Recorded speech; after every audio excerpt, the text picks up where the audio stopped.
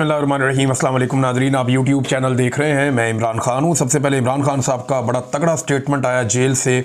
आसिम मुनीर साहब को उन्होंने मुखातिब किया। अपने स्टेटमेंट के आगाज़ में ही अलीमा खानम ये पैगाम बाहर लेकर आई, क्योंकि अलीमा खानम के अलावा जब ये पैगाम बाहर आता है तो इस शिद्दत के साथ नहीं आता।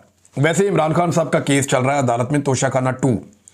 जो सिविलियन गवाह था वो तो मुकर गया। उसने कहा जी मेरे पे तो दबाव डाल के इन्होंने ये करवाया, मैं तो इमरान खान के खिलाफ ये गवाही देने नहीं चाहता। यानी एक सिविलियन था, फौजी नहीं था, एक सिविलियन था, वो आया और वो मुकर गया। उसने कहा जी मेरा ज़मीर गवारा नहीं करता। उसकी गैरत जाग गई।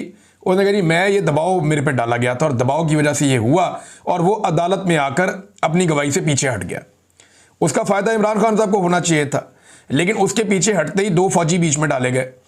अब ये जो 2 फौजी हैं, यूनिफॉर्म वाले हैं ना, एक, और दोनों को मैं जानता हूँ, अच्छी तरह जानता हूँ, मैं इन दोनों से मिला भी हूँ, और एक दफ़ा नहीं मिला, मल्टीपल टाइम। जब भी हम कभी जाते थे वज़ीर-ए-आज़म हाउस में, या कोई भी जाता था वज़ीर-ए-आज़म हाउस में, तो इनसे मुलाकात हो जाती थी। ये वहीं पे जो होते थे वज़ीर-ए-आज़म हाउस में। तो इनमें एक जो है ना वो ब्रिगेडियर अहमद साहब हैं, और जो दूसरे हैं वो उसमें कर्नल रेहान साहब हैं। अच्छा, इन दोनों से हमारी मुलाकातें होती रही हैं। जब आखिरी दिन था ना इमरान खान साहब का प्राइम मिनिस्टर हाउस में, 9 और 10 की दरमियानी शब, उस रात को हम वहाँ पे गए थे इमरान खान साहब के बुलाने पर, और सबसे आखिर में मैं वहाँ से निकला था। और मैं और शहीद अरशद शरीफ और कुछ और लोग, हम इसी जो कर्नल रेहान है इसके ऑफिस में बैठे हुए थे। ये डिप्टी एमएस था, तो इसके ऑफिस में हम बैठे हुए थे। तो कर्नल साहब हमें बता रहे थे इमरान खान साहब के बारे में और उनकी काबीना के बारे में। तो ज़्यादातर लोगों के बारे में उनकी राय ऐसी नहीं थी, लेकिन 2 लोगों के बारे में उन्होंने बड़ी ज़बरदस्त राय दी थी, और उन्होंने कहा था कि ये तो बहुत ईमानदार और शानदार लोग हैं। एक उन्होंने इमरान खान के बारे में, और एक उन्होंने मुराद सईद के बारे में कहा था। मुराद सईद के बारे में डिप्टी एमएस ने कहा था कि इस आदमी ने अपनी वजारत से पानी की एक बोतल भी नहीं पी, ये इतना ईमानदार आदमी है, ऐसा वजीर नहीं मिलेगा। ये कर्नल रेहान ने कहा था।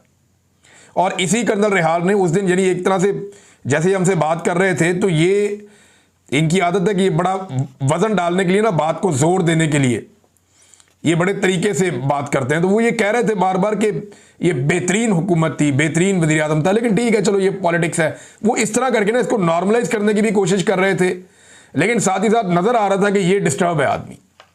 और उस वक्त वो हल्फन में कह रहा हूँ कि वो ये कह रहा था कि ये बेहतर लोग थे जो जा रहे हैं, और उनके साथ ज्यादती हो रही है, ख़ास तौर पर इन्होंने जो मैंने आपको नाम लिए। अब ये जो कर्नल साहब हैं, रेहान साहब, ये आज इन्हें गवाही देने के लिए लाया गया इमरान खान के खिलाफ। ब्रिगेडियर मोहम्मद अहमद को भी लाया गया इमरान खान साहब के खिलाफ गवाही देने के लिए, जो एमएस था। अब मैं उम्मीद कर रहा था कि सिविलियन डट गए हैं, तगड़े हो गए हैं, उन्होंने कहा जी कोई गल ही नहीं, मार खा लेंगे, कुछ नहीं होता, मैं अपने ज़मीर के मुताबिक जाऊंगा। सिविलियन डट गया, उसने कहा जी दबाव था, झूठी गवाही देनी पड़ी है। तो मैंने कहा ये फौजी तो ज़रूर डट जाएगा, ये ज़्यादा तगड़े होते हैं, ये अपनी वर्दी की बहुत लाज रखते हैं, तो फौजी तो डट जाएंगे, झूठी गवाही नहीं देंगे। लेकिन मुझे मायूसी हुई आज। अब ये पाकिस्तान की फोर्सेस को सोचना है कि मौजूदा एस्टेब्लिशमेंट को खुश करने के लिए, किसी एक शख्स के इक़्तिदार को तूल देने के लिए, किसी एक शख्स की एक्सटेंशन के लिए, क्या यूनिफॉर्म के साथ या यूनिफॉर्म वाले लोग इस तरह की बददियानती भी कर सकते हैं कि इमरान खान जैसे वज़ीर आज़म के खिलाफ आकर गवाही दे दें? वो चंद करोड़ का ये तोशाखाना का केस है 2 वाला। इमरान खान जेल से किसी किताब पे दस्तखत करके, किसी कमीज पे दस्तखत करके बाहर भेज दे, तो उससे डबल ट्रिपल पैसों की तो वो बिक जाएगी बाहर। जितने का केस किया हुआ है इमरान खान के ऊपर, इन्हें शर्म भी नहीं आती। वहां पे एक आधे सवाल में जो है वो बहुत बुरी तरह फंस गए थे ब्रिगेडियर अहमद, वो मैं आपको बताऊंगा नेक्स्ट वीलॉग में। लेकिन जो कर्नल रेहान है वो काफ़ी नर्वस थे, लेकिन जज साहब बड़े एक्साइटेड थे कि जनाब 2 फौजी आए हैं, बड़े एक्साइटेड थे। यानी माहौल जो अंदर से पता चला वो ये था कि ऐसा लगता था कि जज साहब सलूट ही ना मार दें इन दोनों को उठ के कहीं, या इन्हें कहीं सारा खोपी ना बिठा लें कि आप यहाँ बैठे, आप यहाँ बैठे। समझ नहीं आ रही थी उनको कि कैसे इनको प्रोटोकॉल दिया जाए, इस्तकबाल किया जाए। लेकिन इमरान खान की मौजूदगी में ये लोग नर्वस थे। देखिए वैसे भी आसान नहीं होता झूठी गवाही देना। आपने यूनिफॉर्म पहना हो तो आपको ख्याल रखना चाहिए। देखिए ये तो एस्टेब्लिशमेंट चली जाएगी, आज कोई आर्मी चीफ है, कल रिटायर हो जाएगा, फारिग हो जाएगा। डीजीआईसी जो आज है कल रिटायर हो जाएगा, फारिग हो जाएगा। बाजुआ भी तो देखे ना, जमीन आसमान एक किया हुआ था, ये भी ताकत वो भी ताकत, उसके कपड़े उतार, उसको नंगा कर, उसको मार, इसको जेल में डाल, औरतों को घसीट। बाजुआ ने सारा कुछ किया ना, फिर गया ना, देखो टके की औकात नहीं है अब। इसी तरह जो आपका नदीम अंजुम था, उसने क्या कुछ नहीं किया पाकिस्तान के अंदर, मैं उसके दौर में जबरी तौर पे मुझे आईएसआई ने लापता किया था, किधर गया वो? आए ना, सामना करे आप कहीं पे, दुनिया के किसी कोने में आ जाए, मैं चैलेंज करता हूं, आ जाए नदीम अंजुम, सामना करे मेरा, बात करके दिखाए, टके की औकात नहीं रही। तो ये फारिग हो जाते होते हैं लोग, लेकिन इदारा जो है ना वो मौजूद रहता है। इदारे की क्रेडिबिलिटी के ऊपर उंगली नहीं उठनी चाहिए। डिक्टेटर तो अपनी हरकतें करते हैं, हमेशा करते हैं। ये जो 2 फौजी अफसरान ने किया, मुझे इसकी बड़ी तकलीफ हुई है। मेरे दिल में बड़ा एहतराम है इस यूनिफॉर्म का कि ये यूनिफॉर्म कुर्बानी देती है, इसके ऊपर खून गिरता है, ये गोलियां खाते हैं, बम धमाकों में लड़ते हैं, बॉर्डर पे लड़ते हैं, वतन की हिफाजत करते हैं, लेकिन झूठी गवाही बड़ी नामुनासिब बात है, कोई दुनिया में तस्लीम नहीं करेगा। और बिल आखिर जो है वो जब कोई भी काम नहीं आया तो यूनिफॉर्म वाले बंदों को लाकर सामने खड़ा कर दिया। ये ज्यादती इदारे के साथ की गई है और इदारा ये दाग नहीं धो पाएगा कि पाकिस्तान की तारीख के सबसे मकबूल वजीर आजम के खिलाफ 2 फौजियों को जो यूनिफॉर्म थे, उन दोनों को पेश किया गया अदालत में कि इसके खिलाफ गवाही दो। अंदाजा करें आप, यानी आजम खान इनके काबू नहीं आया, सिविलियन इनके काबू नहीं आए, तो अब इनको ये करना पड़ा। ये नादरीन सूरत हाल है। इमरान खान साहब ने जो पैगाम भेजा उसमें आसिम मुनीर साहब के नाम सबसे पहला पैगाम था। अलीमा खानम लेकर आई है। इमरान खान ने आसिम मुनीर को बराह रास्त पैगाम भेजा। ये मैं इमरान खान का पैगाम आप तक पहुंचा रही हूं, जो इमरान खान ने कहा है कि आपने जो हमारी जेल में हमारे साथ जुल्म हो रहा है, जो मेरे साथ और बुशरा बीबी के साथ जेल में हो रहा है, ये मेंटल टॉर्चर है।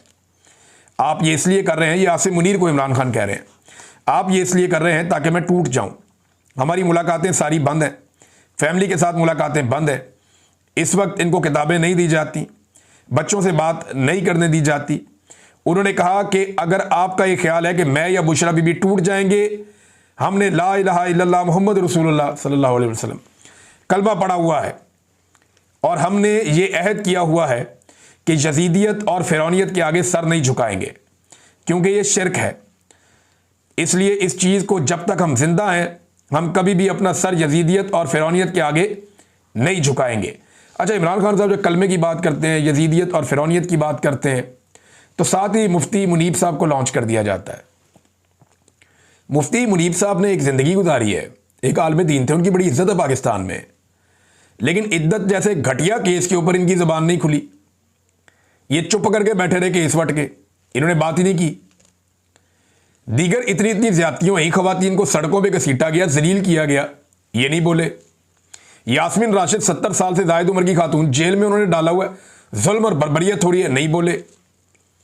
साबिक खातून अव्वल के साथ जेल में क्या हो रहा है, नहीं बोले। वजू के लिए गंदा पानी दिया जा रहा है, नहीं बोले। औरतों को सड़कों पे घसीटा, बच्चों के साथ जुल्म किया गया, नहीं बोले। चादर और चार दीवारी का तकद्दुस बार बार पामाल किया गया, नहीं बोले। लेकिन बोलते कब हैं, जब ऑर्डर आ जाता है। तो सरकारी मौलवी जो है ना और दरबारी मौलवी जो है,